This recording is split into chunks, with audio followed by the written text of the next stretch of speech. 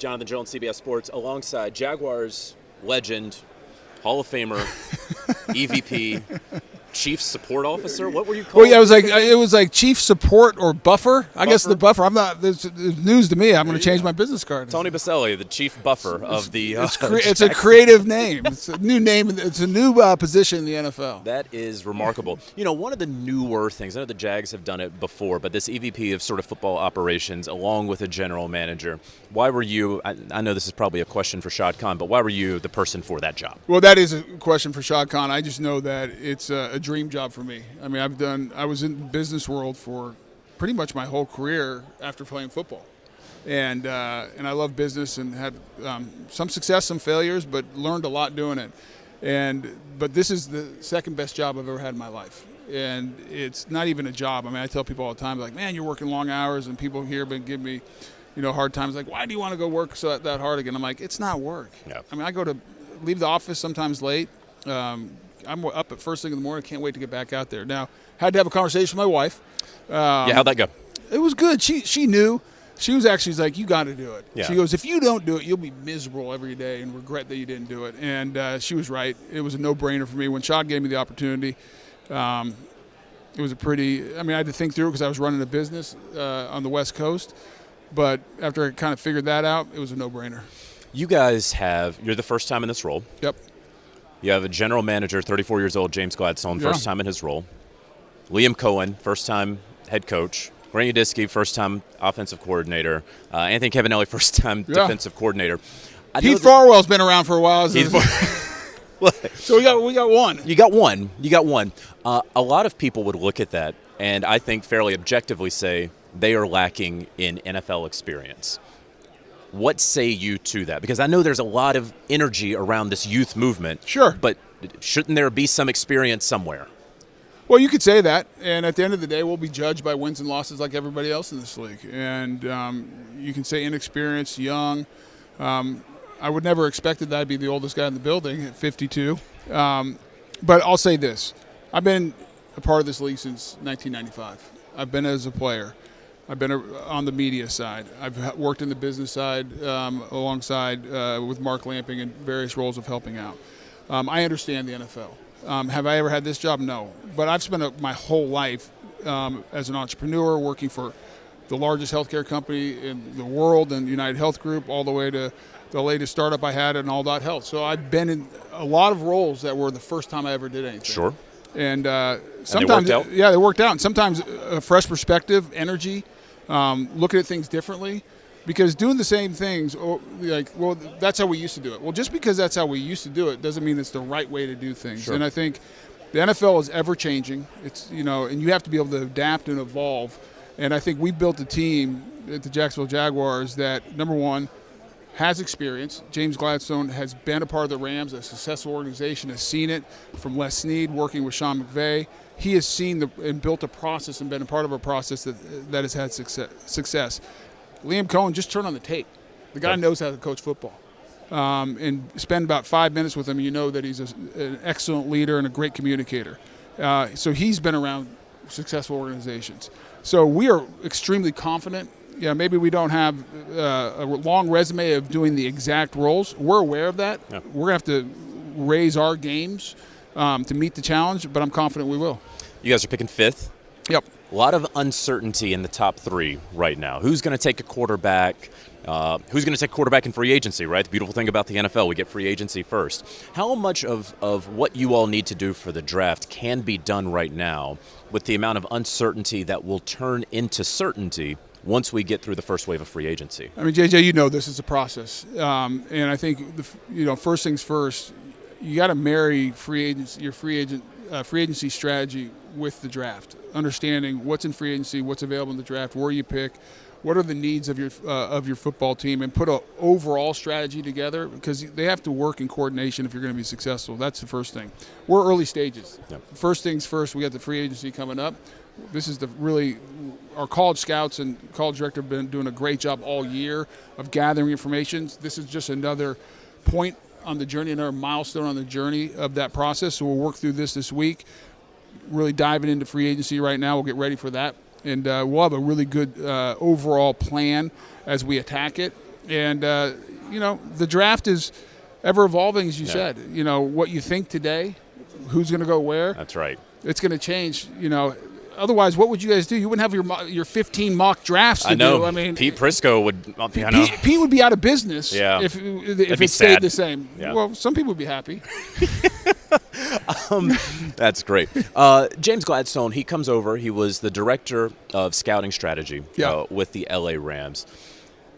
When I listened to his press conference, and I've talked with James before in the past, he's very clearly a high-level thinker, right? And that comes across. Break down for me what exactly is going to change with the processes that have been in place that will now be in place for the Jaguars as it relates to the draft. Well, first things first, the IQ of the front office increased greatly when James took the job. Well, you're also in there. Yeah, but that's why. It increased greatly when he came into the front office. That's my point exactly. One of the things, Liam and I joked around is like, let's hire someone a lot smarter than us. And I think we got that in James Gladstone. But the other thing about James, I think you know this, he's an elite communicator. I mean, just outstanding. Of the combination of being able to take a lot of different data in, kind of correlate that data, and then communicate it to different stakeholders clearly is a gift. As far as the process, right now this is going to be a little bit different year because James is jumping in right into the middle. I got to give credit to Ethan Waugh, our assistant general manager, who was a finalist for the general manager role at the Jaguars. He did a great job of leading our personnel department where we didn't skip a beat. Yep. We kept the process going. For us to be able to jump in and James come in and we're right into free agency. It's all laid out. It's very organized. Our college scouts did an outstanding job preparing us for the combine. So the process will be different a little bit this year because we're injecting a new GM. We'll get through this. It'll be James will bring in his processes, his thoughts, the way he looks at it. Obviously, will be greatly influenced even in this draft. And I think after the draft, is where we'll see the new processes come into place of how we do things. And James will lead that. My role isn't to pick the players. Yeah. It's not to coach the team. Now, all big decisions will be made by the three of us, but I got a lot of confidence in both those guys to do their jobs. Otherwise, we wouldn't have hired them for the roles they have. The ethos of many teams is everything is going to revolve around the quarterback. Is that the same ethos for the Jacksonville Jaguars, that it is Trevor Lawrence first and foremost and everything else around him? Well, I think in today's league, it starts with the quarterback. Yeah. It's hard to win games consistently if you don't have that guy. And we feel like we do have that guy in Trevor Lawrence. But now, how you build around him. So what are the Jaguars going to do to build around him? My point is, listen, if you can't control the line of scrimmage in this league, you can't win. And you can't be effective at the quarterback position if you can't protect and run the ball. And if you can't stop the run, you're not going to give very many opportunities for that guy. So lines of scrimmage are critical. I think the Super Bowl, pretty good picture of that this year. And so we're going to make sure that we're a physical, tough team, that we have disciplined, hard-nosed guys. So we're going to obviously look at those lines of scrimmage. And then after that, you have to give them weapons to make plays. We have one great one. We believe in Brian Thomas. He is an absolute stud. And obviously, he's going to be a big part of our game plan of what we do. We have work to do, just like every team. Sure. I mean, this time of year. Everyone's got holes. Everyone's trying to figure out. And everyone that we're talking to here, honestly, Tony, they're all talking about the Super Bowl. They're talking about the line of scrimmage. You guys are going to be in close competition for offensive and defensive linemen in free agency and the draft. Why are guys going to come to Jacksonville? Is it is no state income tax? Why are guys going to choose Jacksonville? Well, number one, Jacksonville's a great community. No state income taxes is nice. It helps a lot, right? It keeps more money in your pocket. Great weather, great community, and we have a world-class owner. We have an owner that will give every resource that we need to, whether it's to the coaches, to the GM, myself, to our players more than anything, to give us the best opportunity to win football games. So if you want to come to a place that is, great weather, no taxes, and a team with an owner who's willing to invest and do whatever it takes to win, I don't think there's a better place to go than Jacksonville. So there you have it. That's the pitch, right? All these guys in free agency, because you are going to be competing with most of the NFL for a lot of these guys. Hey, you compete every day. Like, I love competing. That's what we're going to wake up and we're going to compete. Everyone says, "Oh, you just compete on Sunday." No, it's a 365 league. I mean, you better compete every day.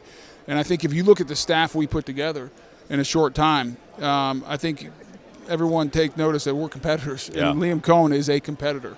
We have a world-class coaching staff that we are very excited about, obviously James. So we had to compete in that process to get Sure. those guys. Free agency's next, the draft. Obviously that's a little bit different animal all in itself, and then the players come in, and we're going to make sure they understand that to be a Jacksonville Jaguar means you better be tough both physically and mentally. You better be ready to compete every single day. Any bold proclamations about the 2025 Jaguars? Are you going to take back the AFC South? I mean, like, you got something here? You want to send that message? No, I mean, listen, you got to give respect to the Houston Texans. They won the division back-to-back years. It's a heck of a football team, and D'Amico has done a great job with that team. So, obviously, right now they're the reigning champs. Our goal is first and foremost we want to win the division, but we got to go take it. I mean, no one's going to lay down for us, and I can say anything I want right now. You know, hey, we're going to do this, we're going to do that. You know, I said at the press conference the other day, yeah, we're going to be three of us are going to collaborate, communicate. We're going to build great relationships. That sounds great in a press conference. Sure. Now it's up for James, Liam, and myself to go do it, and then we can talk, and our players can talk all they want about what we're going to do on the field. You better put the work in, because I learned as a player, if you wait till the season or you wait till Sunday to show up and you think you're going to give your best, man, you are sorely mistaken. You better do it now, and you better compete in the offseason so you have a chance to go win the division, to get in the playoffs. And so we got our work cut out for us. We have all the respect in the world for the Houston Texans and the rest of the teams in our divisions, the Titans and the Colts. And we know it's going to be competitive, but we'll show up. We'll show up on Sundays. No doubt. All right, brand new, sparkling new EVP of the Jacksonville Jaguars, chief supporter and buffer, Tony Boselli. You can call me whatever you want. There you go. Just win, baby.